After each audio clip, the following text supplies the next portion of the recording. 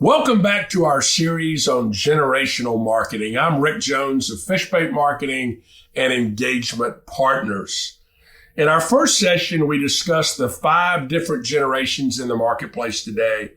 And then we discussed in detail the mature generation, those that were born before 1946.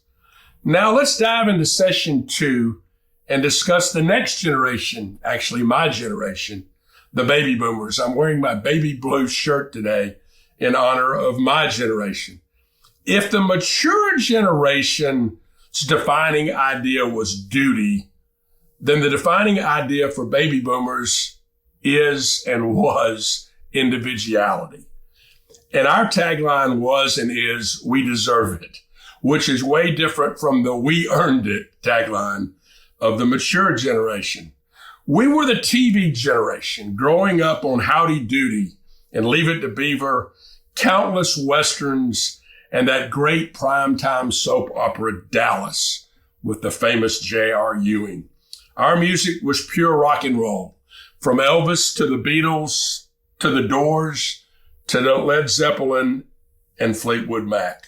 We thought we'd change the world, and then many of us kind of sold out for fame and fortune. We ran up a lot of credit card debt, but most of us have managed to pay much of it off now.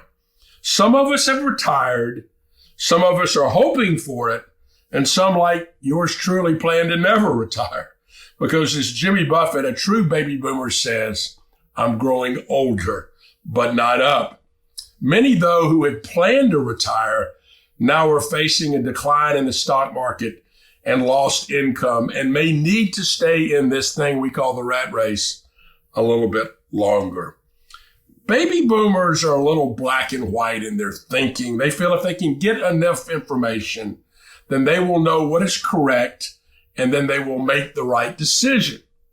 Baby boomers like myself are confused today with the mainstream media because we grew up with TV legends like Walter Cronkite or Chet Huntley and David Brinkley, and we trusted them to give us the truth, the facts, the correct information, and not opinions and political spin like we see and hear today.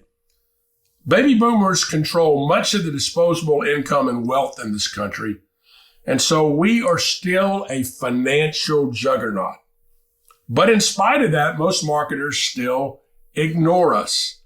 I remember a TV spot not too long ago where you had a couple our age laying on what appeared to be some benches, maybe massage benches, holding hands with one another. And then you realized that their toes had been tagged and they were in the morgue because they were now legally dead.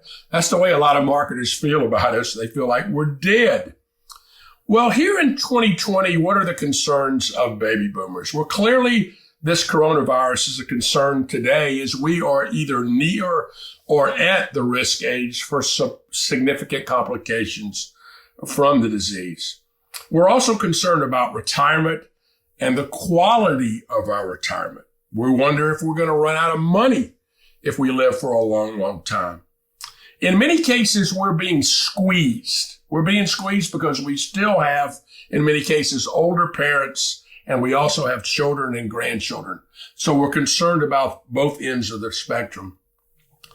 Health and healthcare are also concerns. The rat race is a concern.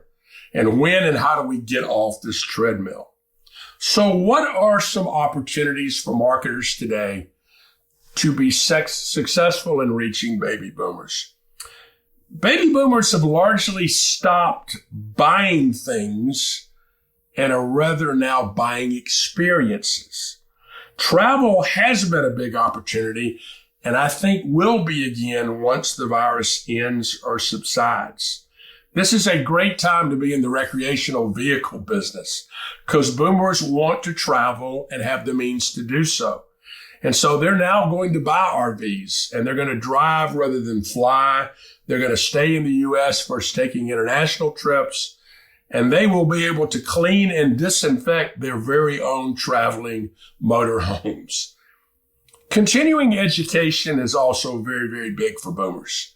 They're taking in record numbers cooking classes, exercise classes, arts and craft classes, classes in music composition, you name it.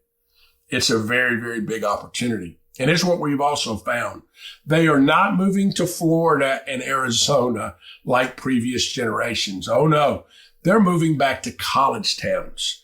They're going to places like Charlottesville, Virginia, or Chapel Hill, North Carolina, Gainesville, Florida, and Athens, Georgia. They're back to these places because they want to be around sports. They want to be around education. They want to be around culture. And yes, they want to be around young people. Nostalgia is also very big with this generation. And so we look for things like vintage posters or albums, actually albums with, record players that play them. They also like vintage cars and other collectibles.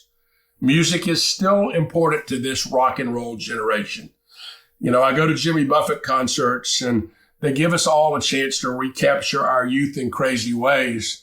Of course, the last Jimmy Buffett concert I went to, I turned to my wife and said, "Who are all these old people?"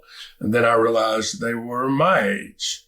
But the biggest opportunity for this generation still is utilization, both in retirement or not in retirement. Baby boomers still want to be involved because as the Stephen Sondheim song from Follies goes, I'm still here. We'll be back next week with a look at our third generation, Generation X. Until then, stay safe, stay smart.